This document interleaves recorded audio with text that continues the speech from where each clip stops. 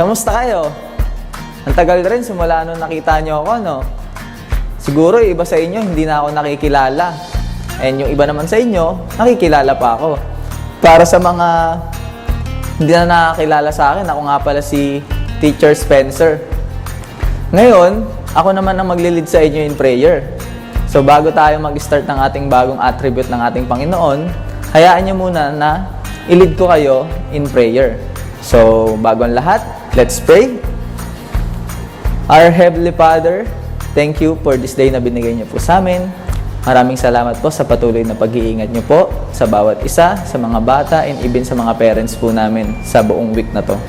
God, sa oras na to, patuloy po namin nilalapit ang aming puso at isipan. God, buksan niyo nga po to sa pakikinig namin sa bagong attribute po na matututunan namin galing po sa mga teacher namin, Father. Sa oras na to, sa'yo po namin binabalik mataas na papurit pa sa salamat. Ikaw po ang manguna sa lahat po ng gagawin namin ngayon. In Jesus' name we pray. Amen. So ngayon naman, bago tayo magsimula, syempre hindi naman mawawala yung worship. Kailangan muna natin kumanta. Ready na ba kayo? So, let's go!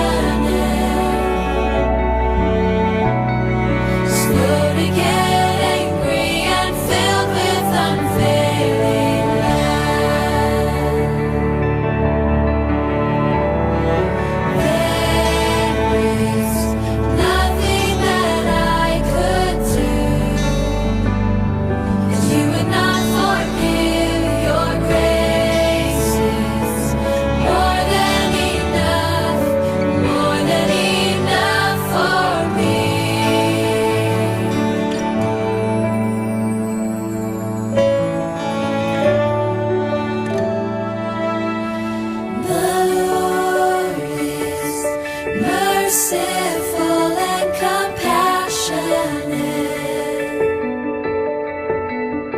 slow to get angry and filled with unfailing love, slow to get angry and filled with unfailing love.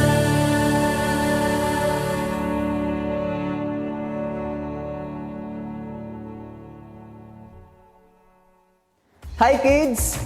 Ako ulit to, si Teacher Spencer. So nag-enjoy ba kayo sa worship natin? Kumanta ba kayo? Sumayaw ba kayo? Sana naman, oo. So ngayon naman, bago tayo dumako sa ating bagong attribute or sa bagong lesson natin, mag-review muna tayo. Ano nga ba yung mga attribute of God na napag-aralan natin ng mga nakaraang linggo, even yung unang-una. Kasi ito yung bagong curriculum natin. Sana hindi natin ito makalimutan para mas lalo pa nating makilala yung ating Panginoon. So, nung lesson 1, ano nga ba yung first attribute na pinakilala sa atin or itinuro sa atin ng mga teacher? Yan na yung unang-una is yung God is Almighty. Yun yung lesson 1 natin, first attribute of God. So, pangalawa is God is the Alpha and the Omega. Tama ba? Yun yung second attribute na natutunan natin, di ba? Then, last week naman, ano nga ba yung last week na tinuro sa atin? Yun ay yung si Teacher Melly nagturo nun. God is awesome. Tama. So, ngayon naman, ano nga ba yung attribute na matututunan natin? Ay, hindi. Before yan, ano nga ba yung mga pinakita o itinuro sa atin ni Teacher Maylin para mapatunayan na si God nga is awesome?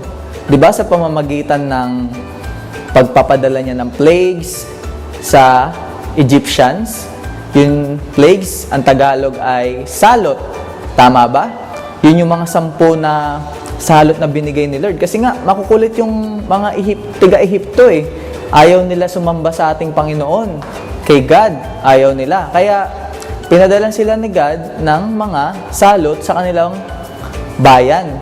So, dahil doon, parang sa pamamagitan ng mga plagues na yon, ng mga salot na binigay ni God, pinakita niya kung gaano siya ka-awesome, kung gaano siya makapangyarihan, di ba?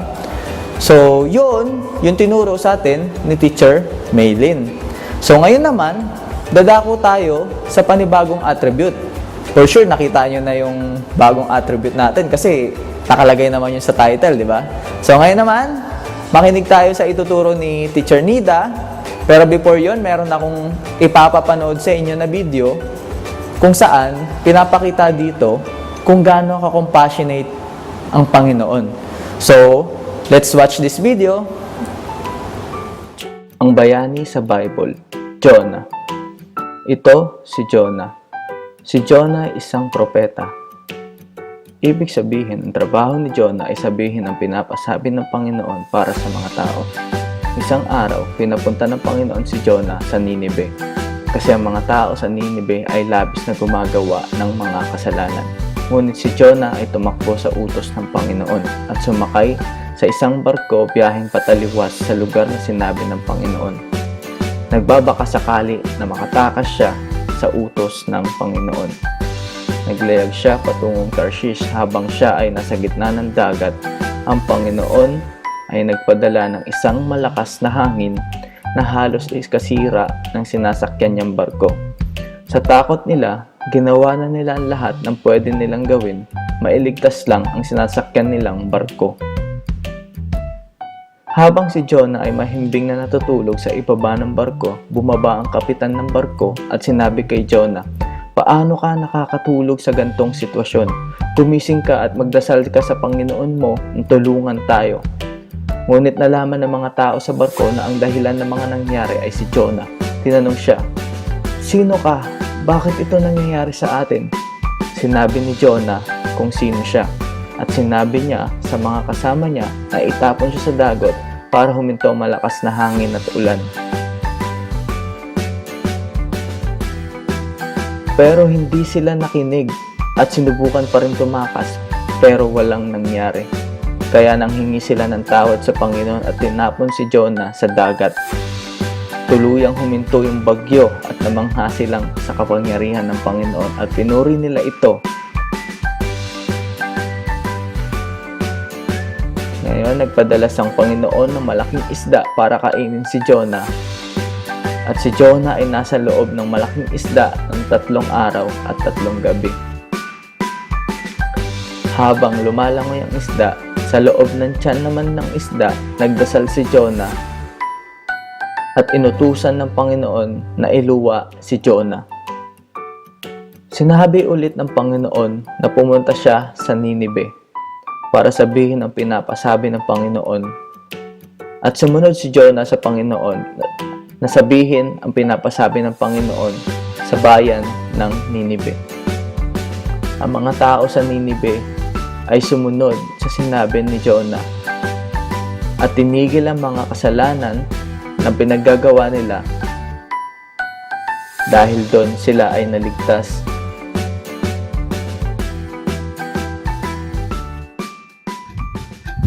Hello mga bata! Handa na po ba tayong makinig ng salita ng Diyos?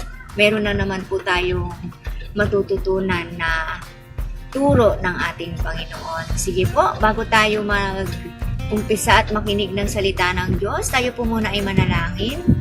Dakilang Diyos na makapangyarihan sa lahat sa araw na ito, kami po ay nagpapasalamat sa patuloy na pagbibigay mo sa amin ng kalakasan. Salamat sa pag-iingat mo sa buhay at kalusugan ng bawat isa sa amin. Dalangin po namin na ikaw ang Diyos na patuloy naming maranasan ngayong umagang ito na kami ay makikinig ng salita mo. Buksan mo ang aming mga puso't isipan upang maunawaan at maintindihan kung ano po yung aming pag-aaralan sa araw na ito. Salamat po Ama, tanggapin mo ang aming papuri at pasasalamat sa pangalan ni Jesus. Amen.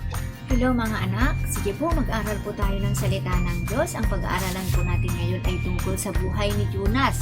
Kilala niyo po ba si Jonas? Si Jonas po ay inutosan ng Diyos na pumunta sa lugar ng Ninive kasi ang lahat ng tao doon ay makasalanan. So pinapunta si Jonas, sa halip na sumunod, siya ay nagtago. Nagtago siya saan?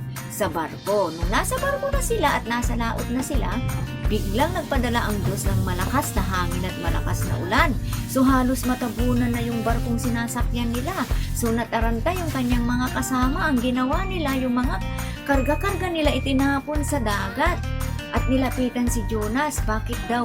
Ano ang kasalanan nila? Bakit ganun ang nangyari? Tinanong nila si Jonas, ano ang gagawin namin sa'yo para humupa yung bagyo, mawala yung malakas na hangin at malakas na ulan. Ang sabi ni Jonas, itapon niyo ako sa dagat. So nung tinapon sa dagat si Jonas, nagpadala si agad ng sasalo kay Jonas. Ganun ka-compassionate si God. Ganun siya maawain, ganun siya mahabagin, ganun siya mapagmahal. Kahit na tayo ay makasalanan, ang Diyos ay maawain, compassionate siyang God. Hanggang sa dumating yung time na inutusan ulit si Jonas na pumunta sa Ninive. Kasi ang Ninive kasi, ang lugar ng Ninive ay gugunawin ni God. Pinadala si Jonas doon.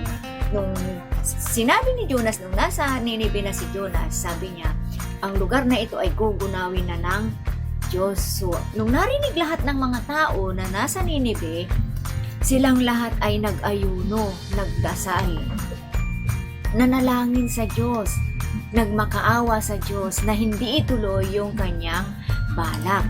So, dahil compassionate si God, maawain si God, mapagmahal na God, anong ginawa niya? Nung nakita niya ang lahat ng tao ay lumuhod na nalangin, nagbalik loob sa kanya.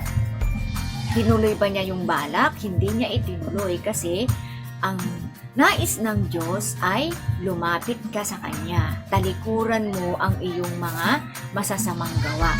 Yun po yung nais ng Diyos sa bawat isa sa atin. Tulad na lang ng nangyari ngayon, meron tayong pinagdaanan. Dumaan tayo po sa malakas na bagyo at malakas na ulan. Dumaan po tayo sa Ulysses at saka si Ruli. Anong nangyari sa atin? Anong nangyari? Ang dami pong nasalanta ng baha. Ang ang dami pong nalunod, ang dami pong nawalan ng bahay.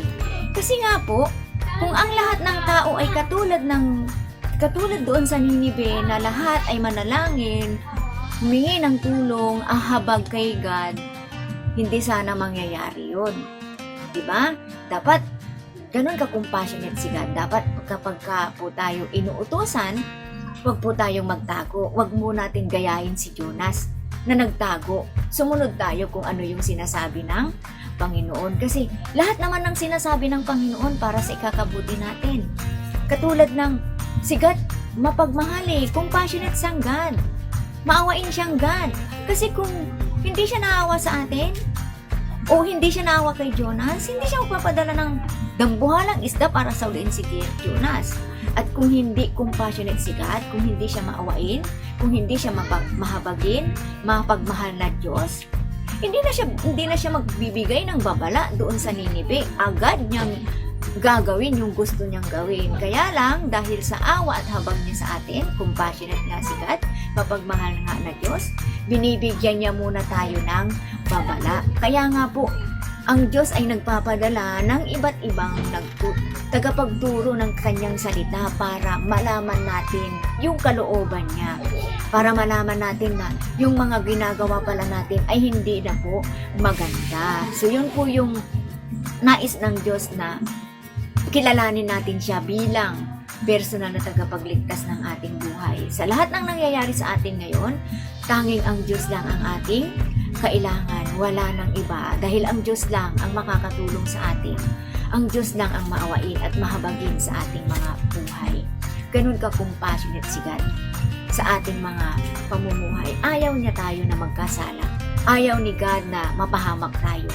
Parang ating mga magulang. Ayaw nga ng magulang natin na mapahamak tayo. Kaya nga, binibigyan tayo ng ating mga magulang na, wag ka nang pumunta dyan, wag mo nang gawin yan. Kasi alam na, ipagkapapahamak mo. Ayaw ng magulang natin na mapahamak tayo. Ganun din si God. Ayaw niya na mapahamak yung mga taga-Ninive. Ayaw niya na may mangyari sa Ninive. Kaya nung gugunawin na ni God yung Ninive, nagpadala siya ng tao para bigyan sila ng babala.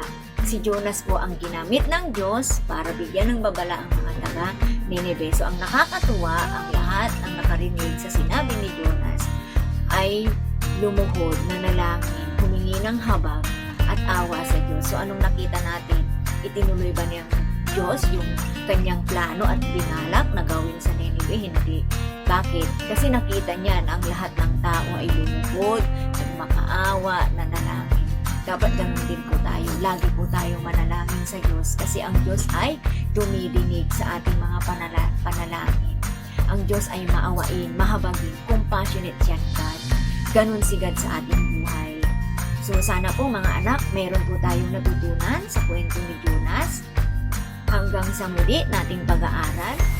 Okay, para naman sa ating activity, gagawa tayo ng ganito. Na nagpapakita na para maalala natin yung naging kwento ni Jonah at yung katangian ng Diyos ng pagiging compassionate niya nung nag-command siya dun sa malaking fish na lumunok kay Jonah na iluwa niya ito. Doon makikita natin na naawa ang Diyos, di ba, kay Jonah, na pwede naman siyang mamatay sa loob ng whale, o pwede naman sana siyang kinagat ng whale, nadurog yung katawan niya, pero hindi, di ba, para nilunok lang siya at niluwa din siya sa command ni God. So, kakailanganin natin ng mga ganitong materials. Unang-una, yung pin na ginagamit sa sampayan, di ba? Isa lang. At kakailanganin natin ng papel at gunting at pencil, eraser kung nagkamali, at pangkulay, colored pencils. Okay, so una ay magdodrawing tayo ng isang malaking fish. So yung kung paano natin nakita yung drawing kanina. Okay, sa paggawa ng katawan ng whale, okay, Okay, drawing muna tayo ng parang ganito.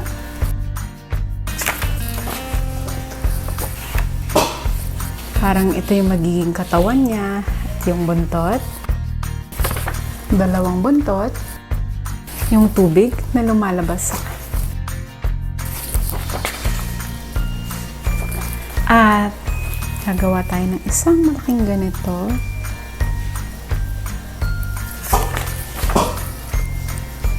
Para dyan mamaya, i-connect natin. Yan. Gagawa kayo ng parang yung kanina, yung tao, si Jonah.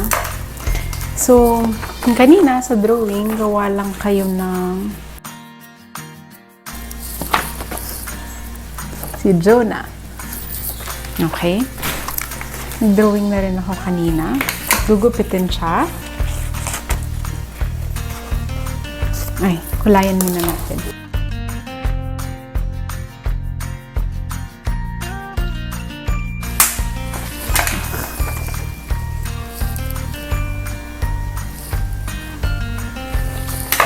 Gugupitin siya.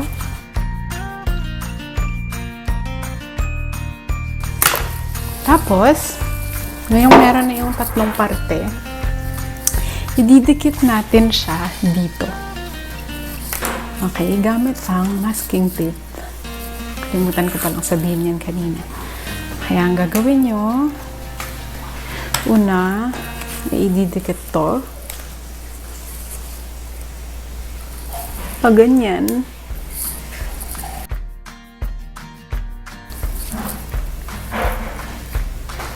at yung isa naman ay sa kabilang parte.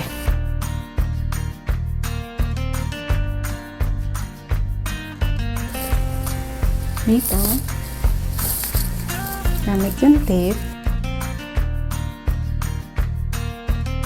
Okay. Pag binuksan siya, ayun si Jonah. Pag sinara, pag binuksan, at pag sinara, pag binuksan. So, maalala natin yung naging compassion ni God. Pag nakikita natin to kay Jonah, na isang matigas yung ulo kagaya natin. So, inutusan niya yung malaking isda na ilawa si Jonah, di ba? So, makikita natin doon yung pagiging compassionate ng ating Diyos. So, binukos natin siya, nandun si Jonah, nakakawala. Okay. So, yun. Ang susunod naman natin ay ang memory verse. Bye-bye!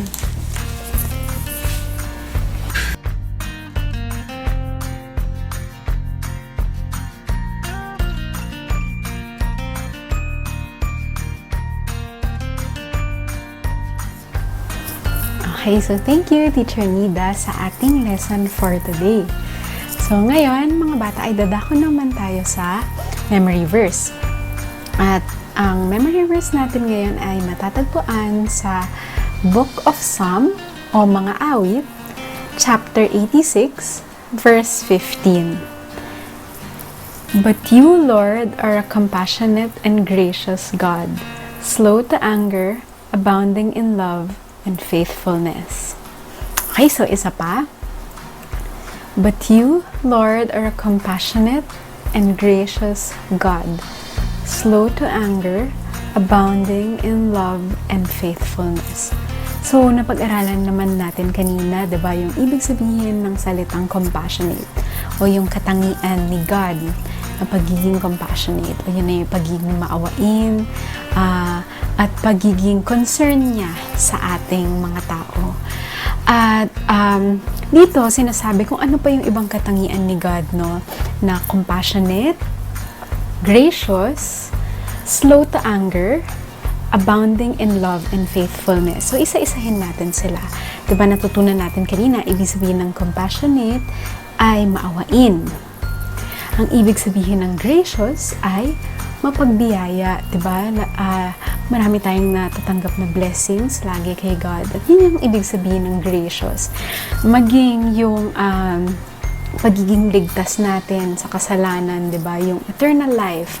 Lahat 'yon ay dahil sa grace ng God. So, siya ay gracious o mapagbiyaya. At yung pangatlo naman, na slow to anger, nang ibig sabihin ay hindi siya madaling magalit. So, si God ay, syempre God siya, nagagalit din siya kapag nagkakasala tayo o kapag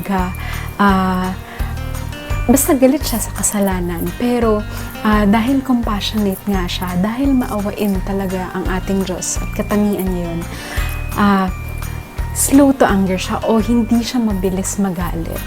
At yung patience niya ay andun sa atin kahit gaano tayo makasalanan. Diba? Parang si Jonah o yung mga tao ng Nineveh na sobrang makasalanan nila, sobra nilang sinusuway ang Diyos, hindi sila nag-o-obey. So, diba, natural lang na magagalit si God. Pero, yung galit niya ngayon ay hindi siya mabilis magalit. At dahil yan sa kanyang pagiging compassionate o maawain. At ang pang-apat naman ay abounding in love and in faithfulness. So, sagana siya sa pagmamahal tsaka sa katapatan. Ganun yung Diyos natin, di ba? Na mahal niya tayo kahit gaano pa tayo makasalanan. O kaya, kahit minsan, sinusuway natin siya o tinatalikuran natin siya. So, alam niyo ba na ang Psalm ay sinulat ni David? At yung verse natin ngayon na Psalm 86 verse 15 ay sinabi din ni Jonah na napag-aralan natin kanina sa chapter 4, sa Jonah chapter 4. So mula pa nung panahon ni David hanggang sa panahon ni Jonah at maging ngayon, si God ay compassionate, hindi siya nagbabago yung katangian niya na pagiging maawain. Kung compassionate siya dati kay David at kay Jonah, ganun din siya ngayon. So, marahil nakakaranas tayo ng mga kalamidad, ganyan, pero compassionate pa rin ang ating Diyos na hindi niya tayo pinababayaan, naligtas pa rin tayo at mapagbiyaya siya, diba? Compassionate, gracious God, slow to anger, hindi mabilis magalit, at abounding in love and in faithfulness, sagana sa pagmamahal at sa katapatan. So, yun yung ibig sabihin ng memory verse natin ngayon. At isa pa, sabay-sabay nga natin ulitin. Basahin. Psalm 86 verse 15. But you, Lord, are a compassionate and gracious God, slow to anger, abounding in love and faithfulness. Psalm 86 verse 15. Okay. So, sige. Bago matapos yung lesson natin ay for today ay mag-close na tayo in prayer. Sige, so pikit natin ang ating mga mata. Okay. Father God, marami pong salamat sa lesson namin for today. Salamat God sa buhay ni Jonah na ginamit mo para matutunan namin yung katangian mo ng pagiging compassionate o maawain. Yung katangian mo ng pagiging laging concern sa amin. At yung katangian mo rin, God, na mapagbiyaya. Katangian mo na mabagal magalit at punong-puno ng pagmamahal at katapatan sa amin. God, thank you dahil hindi ka nagbabago na kahit gaano man kami makasalanan, kahit gaano man po namin kayo sinusuway, Father, hindi nagbabago na ikaw ay compassionate. And God, salamat God sa katangian mo ngayon. We praise you God dahil sa character mo na yon. Father, sa ngayon man ay nakakaranas kami ng mga bagyo o ng mga kalamidad. Lord, we ask for repentance, God. Humihingi kami ng kapatawaran dahil marami sa nangyayari sa buhay namin ay consequence, God, ng aming pagiging makasalanan. Consequence ng aming hindi pagsunod sa iyo. Pero God, humihingi kami ng kapatawaran dahil hindi ka namin sinusunod. Guide us, Father God, na matutong sumunod sa iyo, God. And matutunan namin sa aming mga buhay na yung pagsunod sa iyo is yung best thing na gagawin namin, Lord God. And Lord, we ask for forgiveness dahil minsan kagaya namin si Jonah or yung mga tao ng Nineveh na matigas ang ulo, God. Lord, salamat dahil compassionate ka pa rin kahit ganun kami. And Lord, we thank you sa pag-iingat mo sa amin, sa pagprotekta mo sa amin sa nakaraang bagyo, God. We pray, Lord God, na kayo po, God, yung manguna, yung compassion nyo, yung ipakita nyo sa mga tao na naapektuhan po ng bagyo. Salamat, God, and we praise you, and we bring you back all the glory and the honor. In Jesus' name, amen.